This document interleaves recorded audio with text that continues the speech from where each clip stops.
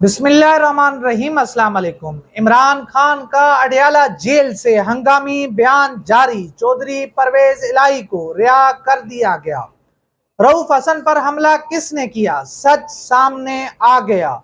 नामालूम अफराद की जानिब से रऊफ हसन पर कातलाना हमले के बाद कप्तान ने ताकतवर कुव्वतों को ललकार दिया। उनका कहना है कि अपनी जमात के मरकजी सेक्रेटरी इतलात रऊफ हसन पर बुज़दिलाना हमले की शदीद मजम्मत करता हूँ।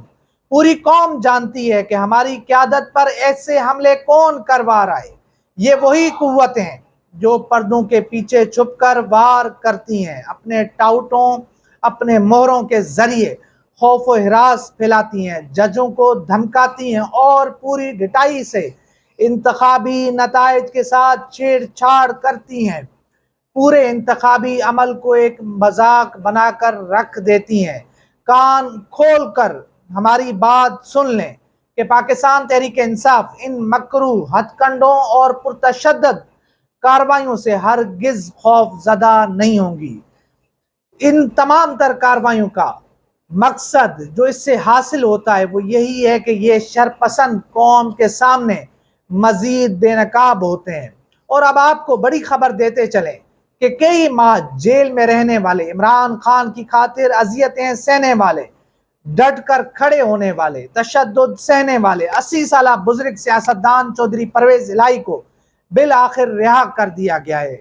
इतलात के मुताबिक अब से कुछ देर पहले पाकिस्तान तहरीक इंसाफ के मरकजी सदर को कोट लखपत जेल से रिहा कर दिया गया, जिसके बाद अब खबर आई है कि चौधरी परवेज इलाही घर पहुंच चुके हैं। ये बहुत बड़ी खबर है क्योंकि जो जुल्म इस घर ने सहा इसकी मिसाल नहीं मिलती। जिस तरह चौधरी परवेज इलाही को सड़कों पर घसीटा गया, एक केस से दूसरे केस में गिरफ्तार किया गया, फिर उनको एक शहर से दूसरे शहर के चक्कर दिलवाए गए, फिर इनके घर तोड़े गए, इनकी खवातीन के ऊपर हाथ डाला गया, चादर चार दीवारी का तकद्दुस पामाल किया गया। फिर हमने देखा कि इलेक्शन के दिनों में जो कुछ हुआ, जिस तरह एक तो तहरीक इंसाफ का पूरे मैंडेट के ऊपर डाका डाला गया, वहीं पर चौधरी परवेज इलाही के साथ जो कुछ हुआ वो आपके सामने पूरा घर तबाह बर्बाद कर दिया गया। और अब ये बड़ी अच्छी खबर आई है कि कई माह जेल में रहने के बाद अब चौधरी परवेज इलाही अपने घर वापस लौट चुके हैं। अब वो अपनी फैमिली के साथ होंगे।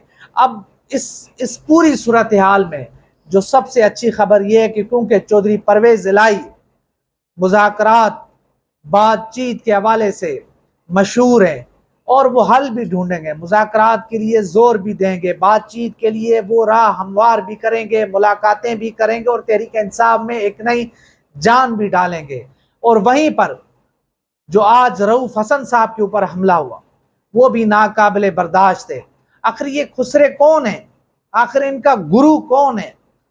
एक जो है अपना शरीफ आदमी, एक बुजुर्ग शख्स, उनका आखिर इनके साथ क्या, ख्वाजा सराओं के साथ क्या मसला हो सकता है?